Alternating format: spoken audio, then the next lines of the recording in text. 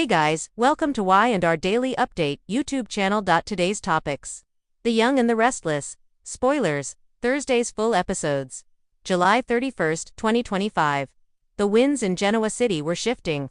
No longer carrying the familiar comfort of home, but, instead, the tension of old wounds and warnings to long ignored. Lily stood alone in the Chancellor Mansion's West Garden, the one place that still allowed her a sliver of peace, as she replayed the conversation with Kane in her mind. Subscribe our channel for more latest update. He had returned, not in humility, not in penance, but with the same manipulative air cloaked beneath apologies and half-truths. After everything, the lies, the betrayals, the deaths, he had dared to approach her again, like a ghost testing the walls of the living. Her words were cold and final. Stay away from Genoa City. She didn't care if he came with excuses or carefully rehearsed remorse. She didn't care that Billy and Phyllis had taken it upon themselves to defend him, clinging to some warped sense of loyalty or strategy. Lily knew Kane too well, knew what damage he was capable of. She wasn't going to wait until the ashes piled up again to say, "I warned you." Billy tried to argue later that day, pulling her aside with his usual blend of confidence and brotherly concern, telling her that everyone deserved redemption, even Kane. But Lily had stopped believing in redemption the moment she heard about Damien's death and how Kane, intentionally or not, stood at the center of the vortex. The estate in Nice had turned into a twisted game board of lies, aliases, and bloodshed. Subscribe our channel for more latest update. And now, Kane, using the name Aristotle Demas like a mask, was treating Genoa City like a stage for his return. She wouldn't allow it. Not again. Meanwhile, the ripple effect of those tragedies continued to spread. At Abbott Manor, Kyle stood by the window with his phone pressed to his ear, finally hearing Claire's voice after what felt like weeks trapped in some haunted spiral.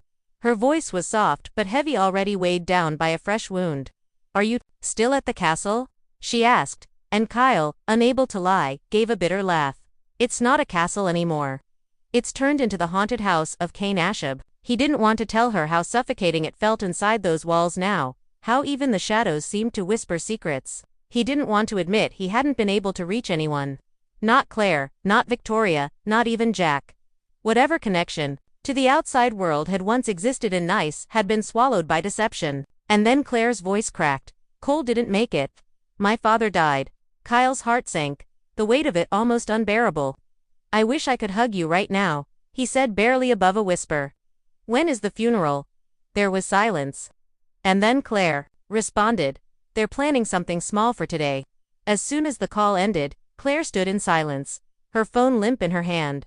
Victoria descended the staircase moments later, her expression unreadable, her eyes glassy. Claire hesitated, suggesting maybe they should delay the memorial, but Victoria shook her head. "Nick's in the hospital." Subscribe our channel for more latest update. "My parents aren't sure when they'll be back." That one sentence held 1,000 implications. Loss, absence, uncertainty. No one knew what tomorrow would bring anymore. Back in Genoa City, Billy found himself caught between the past and the present. He had already told Abby about Chance's death, though his voice broke twice. While trying to finish the sentence, Abby had collapsed into his arms, and neither of them had spoken since. His mind, however, was stuck elsewhere with Kane. He couldn't shake the feeling that the storm hadn't passed. That Kane, despite whatever broken soul he pretended to be, still carried chaos wherever he stepped. Yet, Billy still defended him. Old habits perhaps, or maybe a quiet desperation to believe that some people could change. Phyllis too defended Kane not because she trusted him, but because she hated what Genoa City had become without a common enemy. In Kane, she saw a weapon, a piece on the board that could be turned in her favor if played right. But what Phyllis failed to see or refused to acknowledge was that Kane had never been anyone's pawn. He played his own game. He always had. And in the shadows of Claire's grief and Amy's fury and Nick's uncertain recovery, he was moving again. Kyle, despite the emotional burden he carried, now found himself drawn deeper into the mystery of Kane's alias. Aristotle Demas wasn't just a name. It was a mask for something darker. He had begun researching old property records, financial trails, private security firms that had been contracted around the Nice estate. What he found unsettled him: disappearing assets, coded transactions, and a legal name change that dated back years before Kane even returned to Genoa. He wanted to tell Jack, but Jack had been unreachable since flying to Paris, and part of Kyle feared that if he spoke to soon, he would be the next one erased from the board. Claire, in her grief, barely spoke. She moved like someone walking through a dream, unsure if the walls around her were real. Her father's death had come too quickly, too brutally. There had been no closure. And yet, she had found herself more concerned with Kyle's safety than her own pain. The moment he had said Kane's name, she felt a chill. Haunted house wasn't just a metaphor, it was a warning.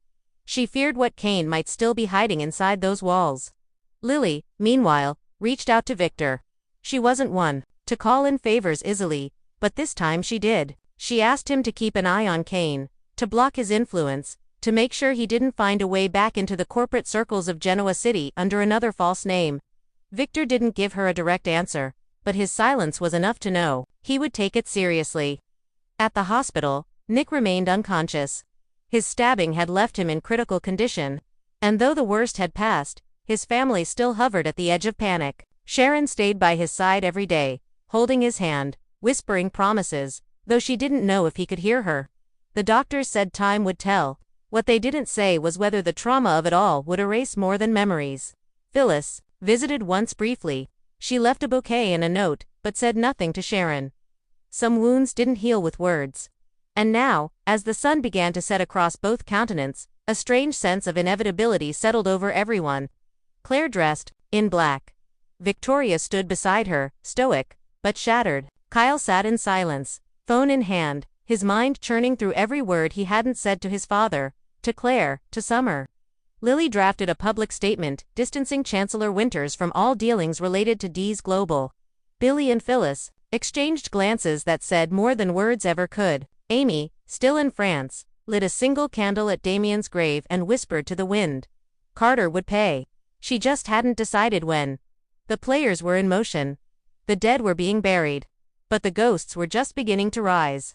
The air in the chateau had thickened, not with the scent of grief, but with the quiet anticipation of pain that had not yet been named. Victoria stood near the window, gazing at the olive trees swaying gently in the breeze, as Claire paced behind her with the anxious stillness of someone trying not to cry.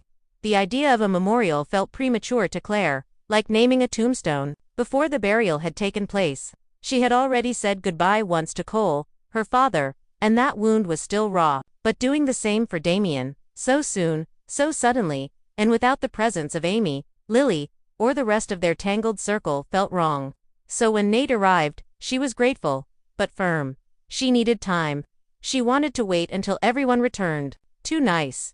Victoria understood and nodded. She too was clinging to something. Perhaps the illusion that delaying the ceremony might delay the reality that they had all lost so much in such a short time. Nate agreed gently, understanding more than he let on. The loss of Cole had left Claire hollow, and though Nate hadn't known Doman long or deeply, his presence at the estate had left an imprint on everyone, even in silence. Victoria, attempting to shift the energy in the room, turned to Nate and asked if he had spoken with Audrey Charles. Nate hesitated, then nodded. Yes, I spoke to her, but she didn't say much. The answer hung in the air longer than necessary, and Victoria studied his face. Nate looked tired, heavier than usual, as if something else was nesting beneath his words. Then his phone rang. He excused himself, checking the screen.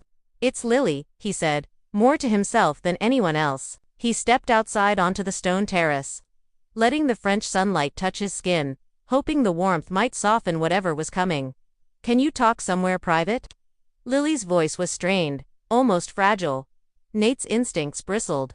Something was wrong. Very wrong. He stepped further away and leaned against a pillar.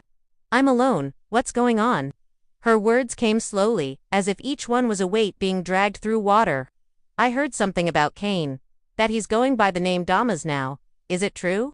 Nate exhaled. Yeah, I've been hearing the same. Are you okay? A pause. I'm fine, she replied, but her voice betrayed her. You don't sound fine, he said, his voice softening. When I spoke with Audra, it was like she was holding something back, like she knew something but wouldn't say it. The line went quiet again. Then Lily spoke, her voice brittle. I hate saying this over the phone. Damien's dead. He was murdered. Nate's entire body went still. For a second, he couldn't comprehend the words. What was it, an accident? No, Lily replied. It wasn't he He was killed, murdered. Kane's assistant did it. Subscribe our channel for more latest update. He found out that she couldn't finish the sentence. Nate didn't need her to. The horror settled in. Amy, he whispered, his heart constricting. She just found her son. She's barely holding on as it is.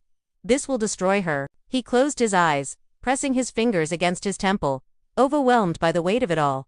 So much death, so much silence, so much pain left unspoken until it was too late. When Nate returned inside, his face had changed. His eyes were wet, his jaw tense. Victoria looked up immediately. Claire rose from the couch. "What happened?" she asked. Nate's voice was low, almost reverent. "My brother Damien, he was murdered, right here in this house." The words cracked open something inside Claire, and she gasped audibly, her hand flying to her mouth. Victoria crossed the room in 2 strides and wrapped her arms around Nate, holding him as he trembled against her. "I thought we had a lifetime to get to know each other," he whispered, "but he's gone." He pulled away after a moment, the grief now controlled but simmering. "I should go," he said, but neither Victoria nor Claire let him move. "You should stay," Victoria said firmly, placing her hand over his. "If there's anyone who understands what you're feeling right now, it's us. We're all grieving. We all lost someone." Nate looked down, his voice low. "Part of me is terrified to go back. I have to tell Amy. I have to say the words. She doesn't know yet, and I don't know how she'll survive it." Victoria's hand gripped his. "You won't be alone." Elsewhere, in the main cabin of the train bound for Genoa City, Diane Jenkins stared into the rolling countryside beyond the window, her voice faint. How did it come to this? Damien and Chance, both gone. Subscribe our channel for more latest update. Her question wasn't rhetorical. It was full of ache and disbelief. Jack Abbott sat beside her, his expression ashen. "Kane is a monster," he said finally. "And now we have to figure out how to explain this to Abby." Billy, sitting across from them, looked up. "I already told her," he said face to face. "I owed her that." The cabin went quiet. No one wanted to ask how she had responded. No one needed to. The funeral in Nice had been delayed, but grief didn't wait. In Genoa City, Amy still hadn't been told, and Lily had decided she couldn't be the one to do it. Nate had to carry that weight now, and every second the truth remained unspoken was a second stolen from Amy's dignity and right to mourn. Back in France, Claire sat in the study alone, a framed photograph of Cole on her lap, Damon's laughter echoing faintly in her memory. She wasn't sure anymore what justice looked like, what it meant to seek truth in a world that had robbed her of 2 father figures in such a short span. Nate, just down the hall, was dialing Amy's number with a shaking hand. He didn't know what to say, didn't know how to find words that could cushion the blow, but there were no such words. Only honesty, only pain. The call connected. The nightmare was just beginning. Tension thickened in the room like invisible smoke the moment Audra stepped through the doorway. Her heels clicked sharply against the hardwood floor as her eyes swept across the faces of those inside the main salon of the estate. Dion's gaze snapped up with ice behind it, her disapproval immediately flaring. There was no love lost between these 2 women, and the air crackled with the unsaid as soon as their eyes met. "If it isn't the queen of opportunists," Diane murmured, her tone dripping with disdain. Audra didn't flinch. "That's rich coming from a woman who faked her death to manipulate her son." She snapped back. Before either could escalate the sparring into something truly volcanic, Sally Spectra stepped in with impeccable timing. Gliding over to Audra with a half-smile and a glass in hand. "You look like you could use this," she said softly, offering the wine without judgment. Audra hesitated, then took it, her expression unreadable, but her fingers gripping the glass with more gratitude than pride would allow. The room turned again when Kyle burst in, his face taut with something deeper than anger, grief, perhaps, masked poorly by fury. "Cole is dead," he said sharply, the words slicing the air and freezing everyone in place. Jack and Diane straightened, the weight of loss settling over them like fresh dust on old memories. Then Kyle's attention pivoted and his gaze locked onto Audra. "CLA's father is gone," he said bitterly. "And thanks to you, I was stuck here. I couldn't even call her. I couldn't be there." Audra's lips parted as if to answer, but Kyle didn't. "Stop. You kept me in the dark. Lied. You stole time I can't get back." Audra lowered her glass slightly, composing herself. "I'm sorry about Claire's father," she said evenly. "But you chose to stay. That wasn't on me. Her voice sharpened. And let's greater than not forget, you kissed me. Kyle blinked, staggered by the audacity of the retort. You think a kiss cancels out your manipulation? He asked, incredulous. You think that justifies anything? Diane, watching closely, stepped forward, but Jack held her back with a subtle shake of the head. It was not their battle to fight. Not yet. Sally, ever the observer, said nothing, but her eyes flickered toward Audra with newfound skepticism. Elsewhere, in the private quiet of Kane Ashby's office, Amanda Sinclair stood with one hand on the edge of his desk, her expression both calculating and cautious. Subscribe our channel for more latest update. The investigation is over, she told him calmly. You're in the clear. They're not going to pursue anything further. Kane, seated behind his desk, barely moved. Then it's time, he said after a moment. We stick to the plan. Amanda's brow furrowed slightly. Are you sure? She asked. Because aside from Billy and Phyllis, you don't exactly have a cheering section out there. You have more enemies than allies now, Kane. If you keep pushing, it'll all come crashing down. Kane leaned forward. I'm not backing down, he said simply. His voice held none of the manic energy that once marked his more dangerous impulses. It was steady, resolved. Amanda wasn't sure if that made it better or worse. That night, Kane found himself standing on the porch of the Winters residence. The lights inside glowed faintly through the drawn curtains, and for a moment, he just stood there, staring at the threshold like a man outside his own past. When Lily opened the door, the sight of him drained the color from her face. What are you doing here? She asked. Her voice wasn't cold. It was scorched earth. Kane looked down, searching for words that wouldn't sound hollow. I came to say I'm sorry, he said quietly. Damien's death, Chance's death, even Carter. Everything that's happened. It haunts me. And I know it will for the rest of my life. Lily didn't answer immediately. She stared at him with the same look one gives to a mirror they no longer recognize. And what you think showing up here will wipe that slate clean? She asked. He shook his head. No, I needed you to know, I'm going to fix it. I want to make things right. Her laugh was low and bitter. You think there's still something left to fix? You've caused nothing but tragedy. You wear remorse like a costume, but underneath, you're still the same man who ruins everything he touches. Kane swallowed hard, but before he could reply, she asked, Are you planning to return to Genoa? Her voice was sharp now, almost dangerous. I thought about it, he admitted. Not to cause trouble, just to prove I can change. That was the final thread. Lily's composure broke. You bring storms, Kane, she said, every time. There's nothing between us anymore. There never will be. And if you come back to Genoa, you'll only have yourself to blame for what happens. Subscribe our channel for more latest update. He turned to leave, shoulders heavy with rejection. But as he stepped off the porch, her voice cut through the night. Stay away from Genoa City, she screamed, and the door slammed shut behind her. Back in the estate, the quiet after Kyle's confrontation lingered like ash. Diane poured herself a drink, hands trembling. Jack sat beside her, stunned by the weight of everything. Cole's death, Chance's death, the chaos surrounding Kane, and the ripples of heartbreak hitting everyone they loved.